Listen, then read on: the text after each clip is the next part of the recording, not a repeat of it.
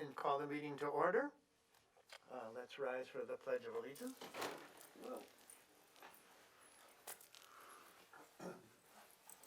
I pledge allegiance to the flag of the United States of America and to the republic for which it stands, one nation, under God, indivisible, with liberty and justice for all. Very good. Roll call, Trustee David. Trustee Manning. Here. Trustee Rotuski-Hines. Here. Trustee Hankin here. And Trustee Morris is on an excused absence. Can I hear a motion to excuse her? Motion to excuse. Second. Okay, is this roll call or just? Well, you just did the roll call, that's fine. You made a motion to excuse her and You got a Deborah second. seconded it. Okay, then that's all it requires. That's all it requires. Okay, very good. Let's turn to the minutes from last meeting. Let's read them through and then move to approve them.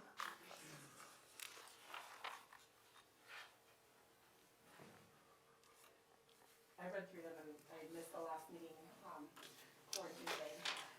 I didn't know whether to save this for trustee comments, but I'll just say it now. I did appreciate your comments at the end, recognizing Crystal Knott at the end. And thanks for including those. Thank you.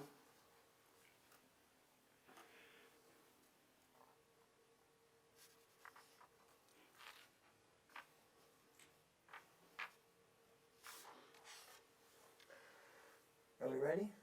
Yes, I move to approve the minutes of November the 10th. I second the motion. Okay, this is just a voice vote. All in favor? Aye. Aye. Opposed? Okay, minutes are approved. Very good. Public comments on the agenda items? There's no public present. Grace? Okay, thank you. There is no public comments on the agenda or from the floor. Okay, then we shall go straight to item number 7, the director's report. Setting world records tonight. Yeah. He hasn't given his report yet, though.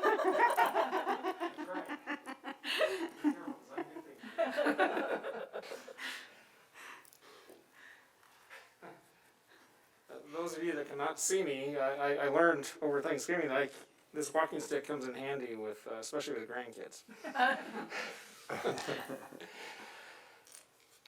Several things I'd like to report on this evening. First of all, for your information, things have not changed regarding the Friends. The Friends group, they are officially on hiatus. I honestly can't remember if I mentioned any of this last time, but we did help them. I and another staff member helped them the Friends close out their storage unit. They'd been renting 2 storage units where they held the inventory of their books or book sales, but with no book sales in the immediate future and the costs of paying for those storage units, they decided, and while it was painful to do so, I thought it was the best move. They have now reduced their inventory to almost nothing. They were able to sell much of their inventory for a very low price, but they were able to sell it to a third party that they've used in the past. Some of the best items that they would expect to be able to sell again, they have moved to a board member's home to her garage. Barbara Carson volunteered space in her garage, so some of the best items have been held there, along with some of the shelving and bins, storage bins that they used. And then we actually moved 9 wooden bookcases from one of the storage units to the library. Right now they're not being used, but when I saw them, I thought we might be able to use those with our workflow, with quarantined materials when materials are being returned to us. We haven't used them that way yet, so right now they're just stacked next to each other, but with us not being open to the public, we can do that. We have the space, and now we have those shelving units if we need them. but they will be returned to the Friends once they have use for them again. Robert, you mentioned that their inventory went to a third party. Is that a private party, or did they go to another library or some other distribution organization? It's and I admit that I get the names mixed up because I've dealt with third parties at other libraries. I think it's Discover Books is the name of the organization that will work with friends groups and libraries to buy the books by the pound. And then, so they bring in a truck, they fill these bins, they pay the friends by the pound, and then that organization uses them, will send them to underdeveloped countries, and or they will recycle the books. So that's what they have done with those. Did it necessarily go to countries in which English is the primary language? That's what I would presume, but I really don't know. I don't track that. Okay. Just curious. Yeah. And and officially the Friends are still intact. They still have a board. They will still keep up on their IRS status for 501c3 status and with the California Corporation Commission, or if that's what it's called in California, that's what it's called in Utah and Arizona. So they will remain intact as a board, and they will meet as needed so that they can be ready to continue functioning once they're able to do so because of without COVID restrictions affecting their ability to do so. Okay, other things I'd like to report on. So I wanted to report, and I invite Eric, you can jump in at any point if you'd like to, just regarding the fines-free discussion. Mm-hmm. So last month, I explained a little bit more, and I wanted to clarify that a little bit more. And when I refer to the city, that is Carrie Smith and Eric Dombrowski. Those are the city representatives that I work most closely with. And so whenever almost 99% of the time when I say the city, I'm talking about Eric and Carrie. So where we're at in the process to discuss the fines-free question of whether to remove fines. I think it was in August, the city, meaning Carrie and Eric, asked me and LS&S, Library Systems and Services, to run some reports and to provide data and background that they felt, Carrie and Eric, would help inform the discussion. That would inform you as library board members, but also inform the city about the ramifications, things like how much are owed in fines, what's past practice, what's the history of the fines structure that we have currently. Very good questions. I admit that to begin with, it was put on the back burner because we had other things that were pressing, and with us not opening, didn't think it was, there was a big hurry. About 2 months ago, I mean, you all have been curious, I know, and interested. I have been as well. The city, meaning Carrie and Eric, asked me to start working on that again, and so I did start again. It has taken some time, and I apologize for that. I did last month. Some of the research that has needed to be done has been in my court. I'm happy to report that this week, more information, we're getting much closer to being able to have the discussion here at the board. I was able to provide, meaning Library Systems and Services, I've been working on this with people from Library Systems and Services. We have provided a draft report to the city. We have been discussing that, and the city, I mean, ultimately it is the city's decision. I think you understand that. You as a board will make your recommendations. But in answering the questions that the city felt like they needed information in order to be informed, in which you will get as well. We're getting much closer to having that finalized, and then that data and information will be provided to you. Bottom line is I'm optimistic that we'll be able to have it on the agenda for the January meeting. That is my best guess. Eric, is there anything that you would disagree with me on with that? No, not at all, Robert. I would just like to, thank the board for your patience on this item.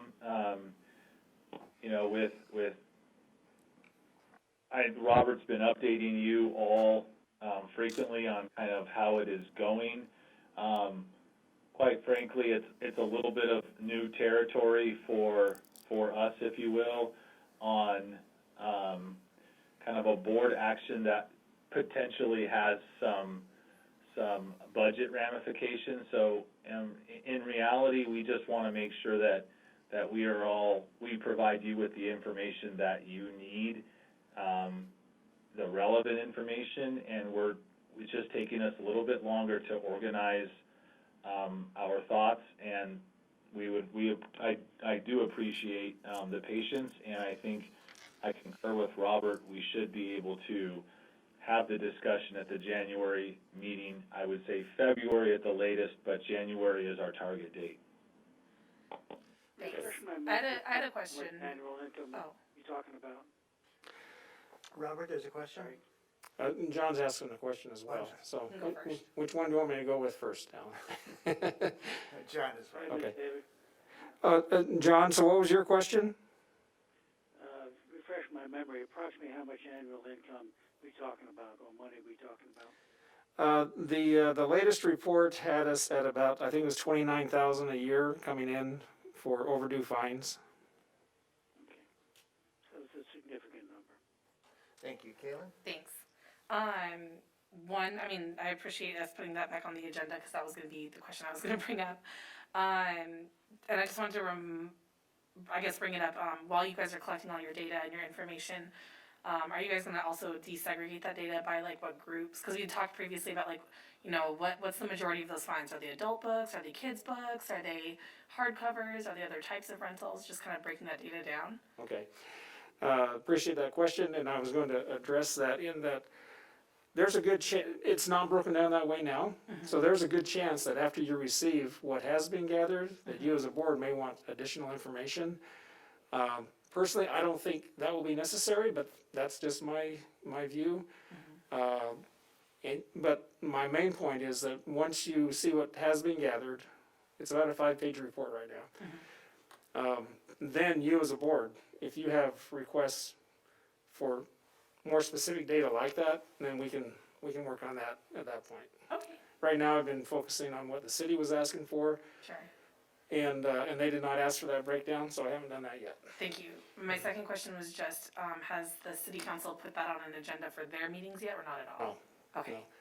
No. And Eric, correct me if I'm wrong, I don't think that would happen until you as a library board Make it submit some kind of pass a resolution that would go to them for their consideration. Got it.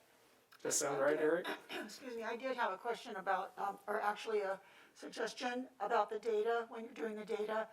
One of the things I'm really interested in looking at is what percentage of people pay the fines like almost immediately. Because I have a feeling, because we need to know which group we're dealing with.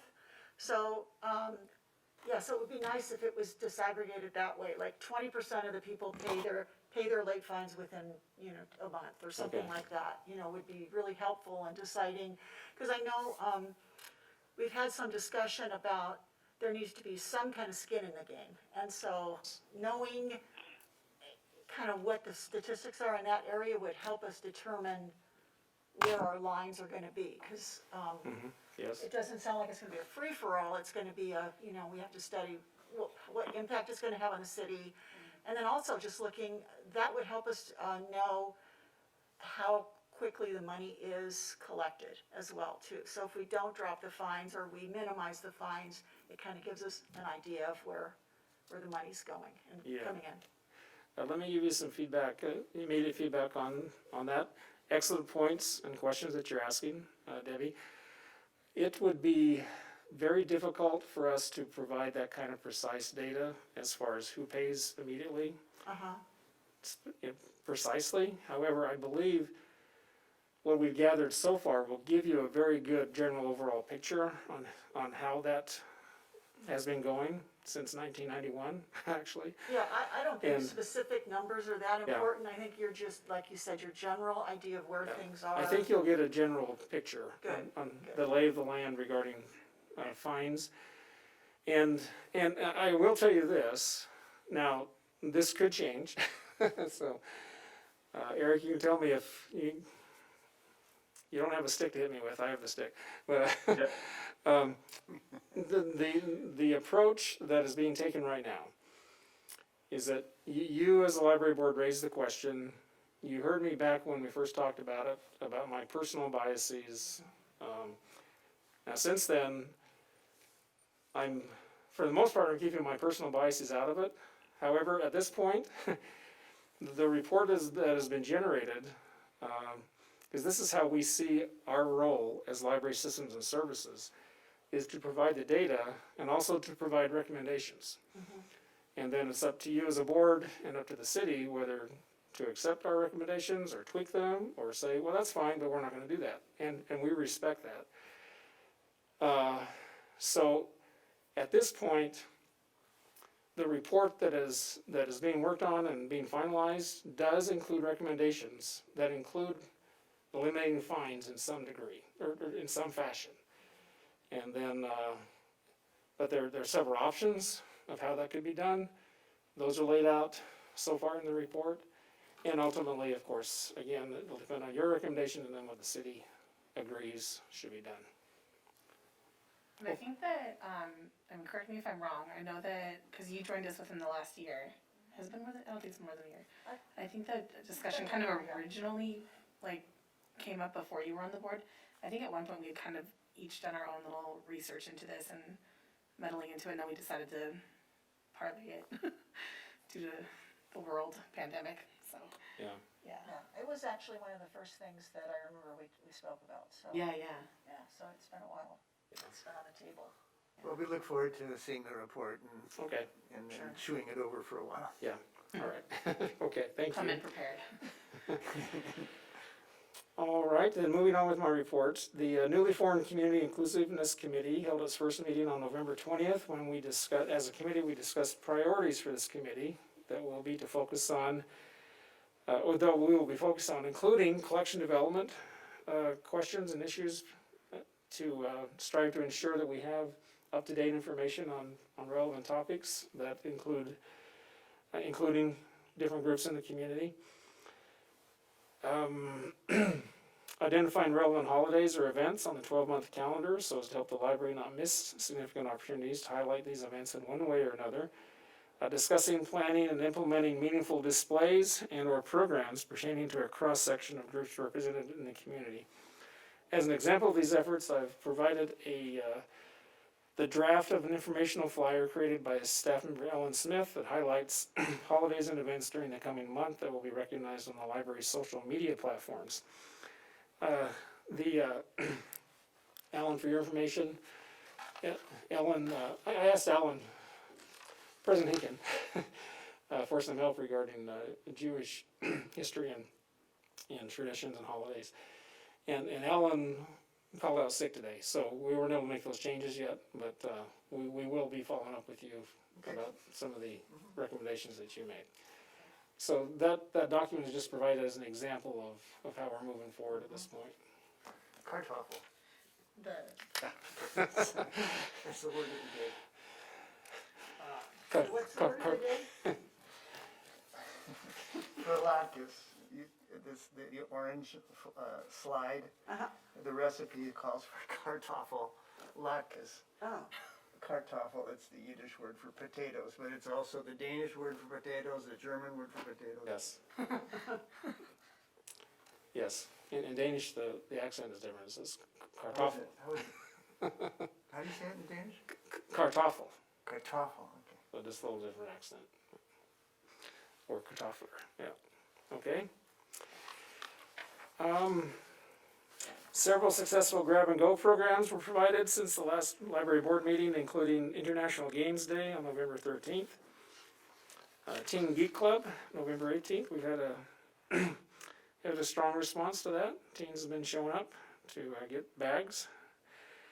And then NaNoWriMo throughout the month of November. And Coffee and Coloring on the second Tuesday of the month. In support of NaNoWriMo, now that, as a reminder, that is a program that is actually international. that encourages creative writing in the month of November. We've done programs to support that program in the library pre-COVID. We believe in it. It's a great opportunity. We're actually getting more, maybe it makes sense because of the lockdown, but we're getting more involvement through this virtual approach than we ever got in person pre-COVID. And so I'm happy to report staff came up with the idea to try a Facebook live streaming program of staff members, like in a 2-hour session with Facebook live streaming, writing on laptops, and then inviting members of the community to do the same during that 2-hour period.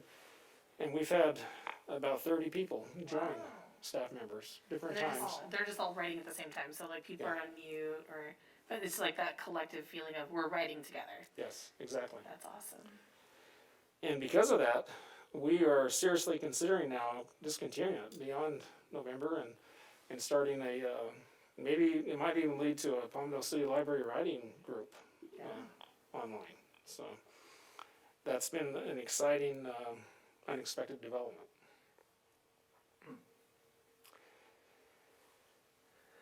Moving on, the fall lunch library literacy outreach program, as I call it, in partnership with Palmdale School District, continues with thousands of free books being given away to children and families at the sites where the district is distributing lunches on Monday, Wednesday, and Friday of each week.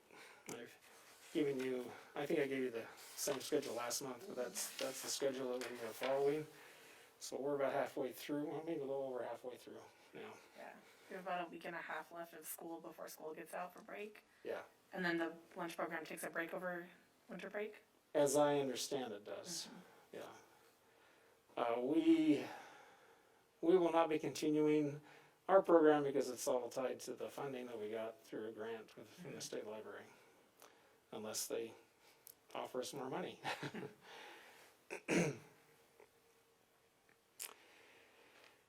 And then the last item I have as part of my report tonight is the library will host a grab-and-go version of its annual patron holiday party on Wednesday, December 16th from 1 to 4 p.m.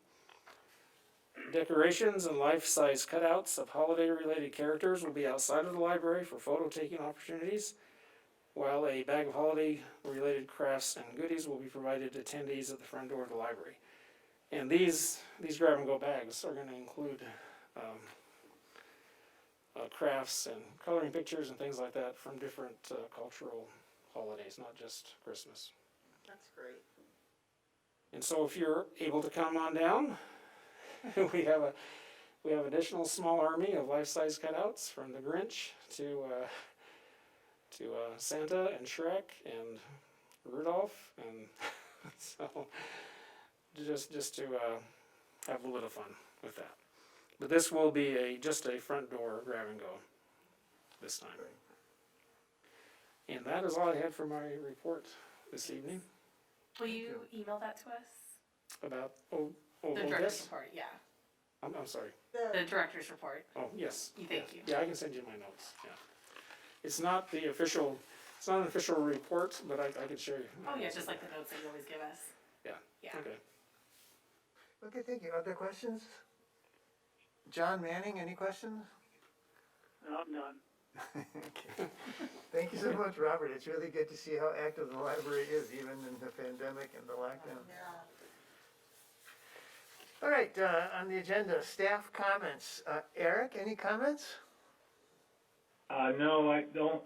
The only comment I would have is I just would wish you all a very happy holidays, and we'll see you in the next year, and I hope everyone stays safe and healthy over the holidays. Thank you, same Thank to you. You too, Eric. Yeah, right. Same to you, we all say. Thank you.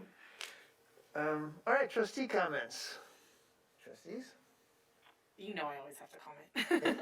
I just wanted to thank you again for staying dedicated to the Inclusiveness Initiative.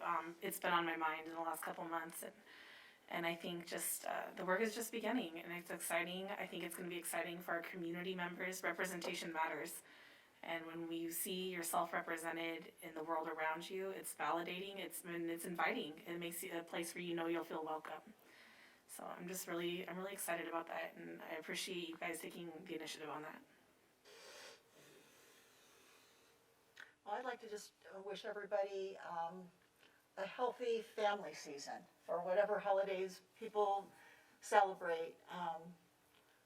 Be sure and stay healthy. I know we've modified I'm the Christmas house where everybody comes to my house.